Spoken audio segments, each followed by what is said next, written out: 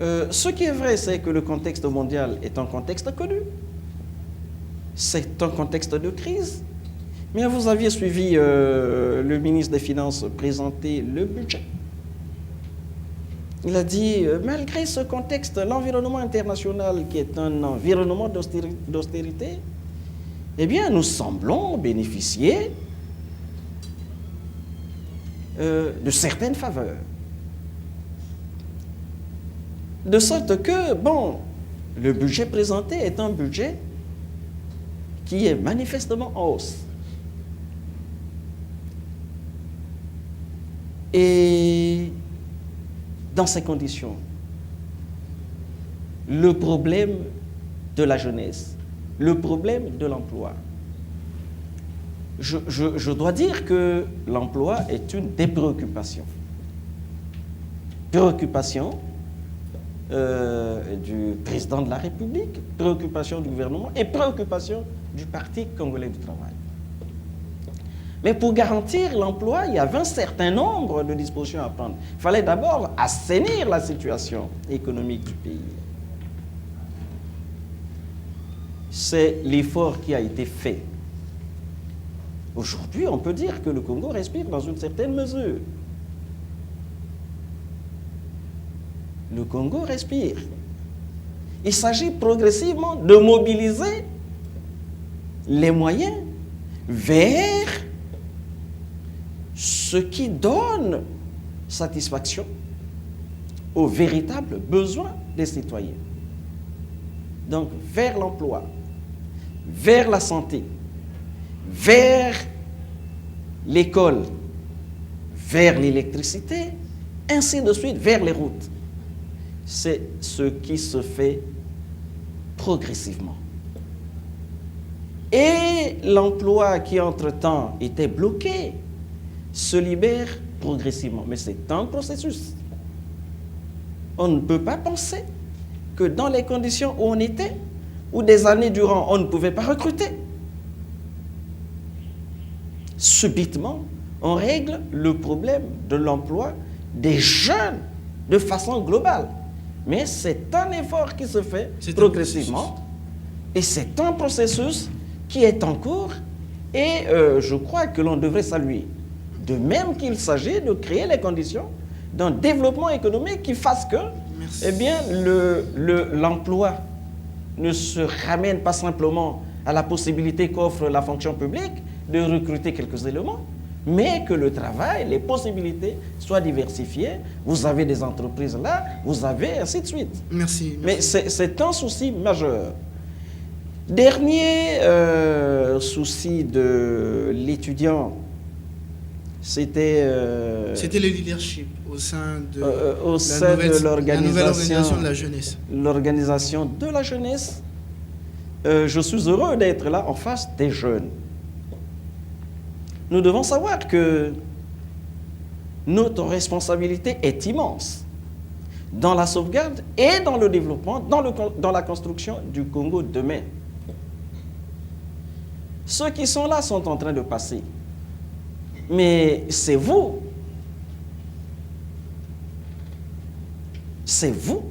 qui demain ferez le Congo.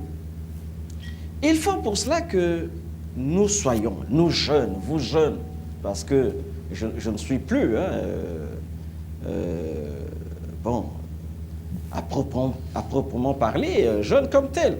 Mais il faut que vous, jeunes, vous réalisiez que vous avez des responsabilités qu'il vous convient d'assumer. Et pour les assumer, il faut que vous développiez en vous une certaine personnalité, une certaine capacité d'analyse, que vous soyez en mesure de prendre position, oui ou non, et que vous ne subissiez pas toujours. Si nous voulons que l'on ait une organisation de jeunesse efficace, notre ambition est d'avoir des jeunes qui sachent se prendre en charge, et donc capables d'apprécier et de déceler en leur sein quel est parmi eux le meilleur qu'ils devraient placer à la tête de l'organisation pour les représenter et traduire leurs préoccupations. Mais si c'est des jeunes qui subissent la manipulation, c'est des militants des gens, parce qu'on est venu moyennant 2000, 3000, tu parles demain, tu es privé des 2000, des 3000. Si c'est ces jeunes-là, eh bien, la République n'avancera pas. Donc, la question que vous posez, c'est votre question. Est-ce que vous êtes prêt à vous assumer? Si oui, c'est tant mieux, et c'est ce que nous recherchons. Sinon, c'est dommage, et ce sera dommage pour la République. Je dois dire que États généraux, comme possibilité d'échange, depuis le 25 juillet, date de clôture du 6e congrès, à l'occasion de notre première intervention, nous avions dit notre disposition à faire que le dialogue s'intensifie. Dialogue au sein des forces de la majorité. D'abord, dialogue au sein du Parti congolais du travail. Ça doit être véritablement un espace de dialogue et de débat. Sur toutes les questions, même les questions de placement de gens. Mais dialogue aussi avec l'opposition. Et en la matière, il faut reconnaître que bon, le président Denis Sassou Nguesso a toujours été l'homme du dialogue. Vous parlez du dialogue. Toujours l'homme du dialogue. Permettez-moi, vous parlez. Et du, donc, vous parlez, Monsieur le Secrétaire Général, vous parlez du dialogue au sein de la majorité, vous parlez du dialogue au sein du PCT, mais lorsqu'on sait que le PCT, avec ses propres alliés, il n'y a pas très longtemps, pendant les législatives, se sont retrouvés face à face dans certaines circonscriptions, on se demande où est le dialogue à ce moment. Mais les alliés sont des alliés, nous ne décidons pas. Nous, on est des partenaires, on se respecte. Nous avions proposé une démarche. Des partenaires qui vont en guerre les uns contre les autres. Nous avions proposé une démarche. Nous avions voulu que les forces de la majorité présidentielle aillent à cette consultation dans la cohésion. Et pour nous, on devrait partout se mobiliser derrière la force politique de la majorité qui détenait le siège. Malheureusement... Mais cette proposition n'a pas requis l'assentiment de nos amis qui ont pensé que le premier tour devait être une espèce de primaire. Nous avons fait leur volonté. Et malheureusement, ça a produit ce que ça a produit. Et vous avez vu qu'au deuxième tour, on était obligé de faire que, ici, c'est tel parti qui est en tête, le PCT se retire. Là, c'est le PCT, tel autre parti se retire. C'est cela le Mais dialogue. dès le départ, nous avions voulu de cette approche qui soit une approche de mobilisation de toutes les forces, sans division. Bon, mais non, s'agissant de l'opposition, j'ai dit... Pour revenir à ce qu'on disait... J'ai dit, s'agissant de l'opposition, que le dialogue, pour nous aussi, devrait être un dialogue avec l'opposition, et ceci de façon permanente.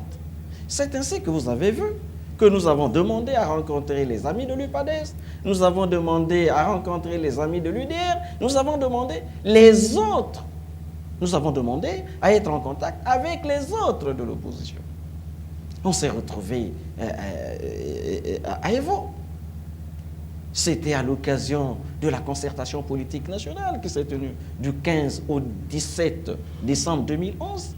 Mais nous étions aux côtés des autres, on a échangé, on a discuté sans animosité. Si c'est le dialogue permanent, nous disons le dialogue, chez nous, c'est une constance. Il est permanent. Mais États généraux comme tel, posés comme lieu d'examen d'une crise le pays va mal. Qui existerait au Congo. L'Assemblée nationale actuelle ne serait pas légitime. Ceci pour moi pose problème parce que je ne sais pas en quoi le Congo est un pays en crise. En quoi le Congo est en crise? Je ne pense pas. L'Assemblée nationale, là je vous ai dit, il ne faut pas que l'on pense que l'élection est bonne simplement parce que l'opposition a gagné. Mais ce n'est pas un décret. L'opposition, pour gagner, doit se préparer, doit s'organiser. Et nous sommes pour une opposition responsable qui s'organise, qui fasse le contrepoids. Nous sommes pour cela. Mais maintenant, si chacun a fait les fruits et si chacun a fait les frais de son comportement... Vous pensez que l'opposition n'a pas gagné beaucoup de sièges simplement parce que l'opposition était mal organisée? Vous constatez que cette opposition aujourd'hui est divisée.